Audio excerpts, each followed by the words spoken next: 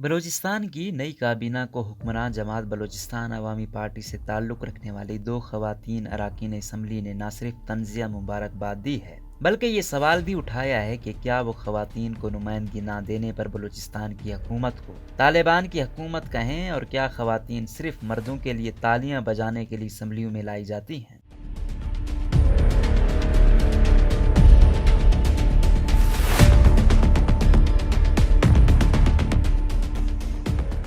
محمد غازم لکھتے ہیں کہ تنزیہ مبارکباد دینے اور یہ سوالات اٹھانے والی اراکین بلوچستان اسمبلی بشرا رند اور مہجبین شیران ہیں، جنہوں نے نہ صرف بلوچستان کابینہ کے وزراء کی تقریب پہ حلف برداری میں شرکت نہیں کی بلکہ بشرا رند نے بلوچستان عوامی پارٹی کی خواتین ونگ کی آرگنائزر کے عہدے سے احتجاجاً استعفیٰ بھی دے دیا ہے۔ BBC سے بات کرتے ہوئے ان کا کہنا تھا کہ خواتین کو کابینہ میں اس لیے نمائندگی نہیں دی گئی تاکہ مرد اراکین ناراض نہ ہوں۔ تاہم بلوچستان عوامی پارٹی کے ترجمان اور صوبائی وزیر سردار عبدالرحمان کھیتران نے خواتین کو نظر انداز کرنے کے تاثر کو مسترد کرتے ہوئے کہا کہ خواتین کو پارلیمانی سیکرٹریز کے طور پر حکومت میں نمائندگی دی جا رہی ہے۔ آئین کے لحاظ سے بلوچستان میں کتنے اراکین کو کابینہ میں لیا جا سکتا ہے؟ بلوچستان اسمبلی کی کل نشستوں کی تعداد 65 ہے، جن میں خواتین کی 11 اور اقلیتوں کے لیے 3 نشستیں مخصوص ہیں۔ 18ویں آئینی ترمیم سے قبل کابینہ کے اراکین کی تعداد پر کوئی پابندی نہیں تھی، جس کے باعث ماضی میں وزیر اعلیٰ اراکین کی ناراضگی سے بچنے کے لیے ان کی ایک بڑی تعداد کو کابینہ میں شامل کرنے سے گریز نہیں کرتے تھے،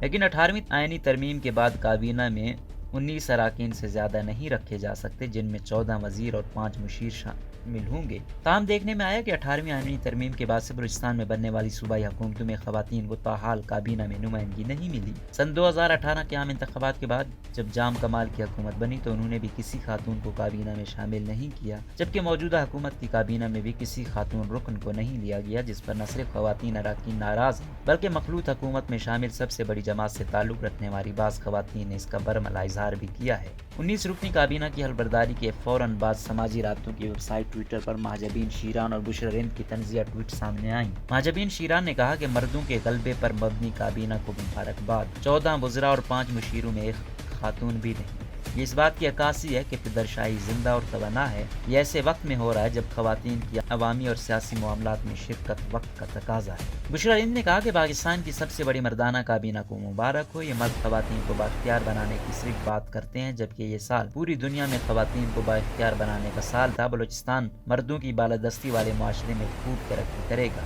بشرا رند نے BBC سے بات کرتے ہوئے کہا کہ خواتین کا ہر لحاظ سے حق بنتا ہے کہ ان کو کابینہ میں نمائندگی دی جائے، لیکن کابینہ میں ان کو مکمل طور پر نظر انداز کیا گیا۔ انہوں نے کہا کہ جام کمال کی حکومت کے خاتمے میں خواتین بھی مرد اراکین اسمبلی سے پیچھے نہیں تھیں، تاہم جب کابینہ کی بات آئی تو مرد حضرات نے اس میں صرف اپنے آپ کو جگہ دی۔ خواتین کی نمائندگی طالبان کی کابینہ میں نہیں ہے، کیا ہم بلوچستان کی حکومت کو بھی طالبان کی حکومت کہیں گے؟ ان کا کہنا تھا کہ خواتین کی آبادی 50% سے زائد ہے، لیکن جب کابینہ میں ان کی نمائندگی ہی نہیں ہوگی تو ان کے مسائل کو کون کابینہ میں سنجیدگی سے اٹھائے گا؟ انہوں نے پوچھا کہ کیا خواتین مردوں کو ہر معاملے میں صرف ووٹ دینے کے لیے 50% ہیں؟ مہجبین شیران نے کہا کہ کابینہ میں نمائندگی نہ دینے پر خواتین اراکین اسمبلی ناراض ہیں۔ ناراضگی کی وجہ سے ہم وزراء کی تقریب حلف برداری میں نہیں گئے۔ کیا ہم صرف مرد اراکین کے لیے تالیاں بجانے کے لیے اور ان کو ووٹ دینے کے لیے اسمبلیوں میں آئے ہیں؟ انہوں نے کہا کہ یہ کہا جاتا ہے کہ 18ویں ترمیم کے بعد حکومت پریشر میں اور وزراء اور مشیروں کی تعداد کو نہیں بڑھا سکتی، لیکن ہمارا سوال یہ ہے کہ اگر 18ویں ترمیم کی وجہ سے پریشر ہے تو یہ صرف خواتین کے لیے کیوں ہے؟ انہوں نے کہا کہ اگر کابینہ میں خواتین کو بہت زیادہ نمائندگی نہیں دیتے تو کم از کم ایک خاتون کو وزیر اور ایک کو مشیر ہی رکھ لیا جاتا تو ہم اسی پر خوش ہو جاتے، لیکن یہاں تو کسی ایک کو بھی نہیں لیا گیا۔ ان کا کہنا تھا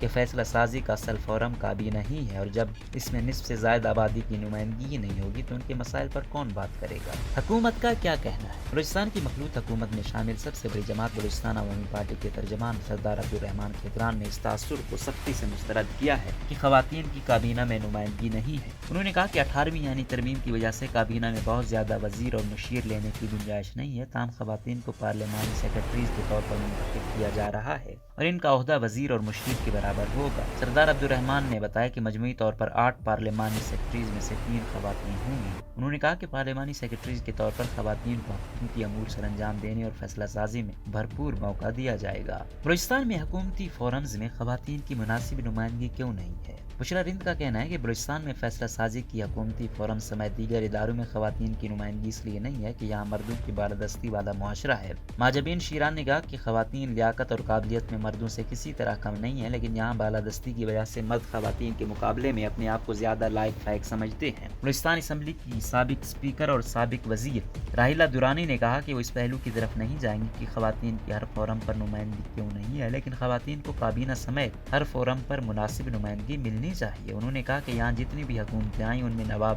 رئیسانی کی حکومت نے خواتین کے حوالے سے زیادہ دریا دلی کا مظاہرہ کرتے ہوئے 3-4 خواتین کو وزیر بنا کر مکمل محکمے ان کے حوالے کیے۔ راہیلہ درانی کا کہنا تھا کہ کم از کم خواتین کی ترقی کا محکمہ اور محکمہ تعلیم کو تو خواتین کے حوالے کیا جانا چاہیے۔ مرد وزراء کے پاس ان کے حلقوں کے لوگوں کی ایک بڑی تعداد ہر وقت موجود ہوتی ہے، جس کی وجہ سے وہ محکموں میں بہتری کی جانب زیادہ توجہ نہیں دے سکتے، جبکہ خواتین مخصوص نشستوں پر آئی ہیں۔ اگر ان کے حوالے چند محکمے کیے جائیں تو وہ بہتر کارکردگی کا مظاہرہ کر سکتی ہیں۔ سینئر تجزیہ کار شہزادہ ذوالفقار نے کہا کہ خواتین کی نمائندگی کی راہ میں بلوچستان کا قبائلی معاشرہ بھی آڑے آتا ہے۔ حالانکہ جہاں قبائلی سماج نہیں، وہاں پھر بھی خواتین کو کسی نہ کسی حد تک اہمیت دی جاتی ہے۔ یہاں خواتین ہوں یا دیگر پیچھے ہوئے طبقات، سب کو یہاں کے نظام کی وجہ سے مسائل کا سامنا ہے، اور یہی انہیں ان کے جائز مقام حیثیت کے علاوہ انہیں اختیار دینے کی راہ میں رکاوٹ ہے۔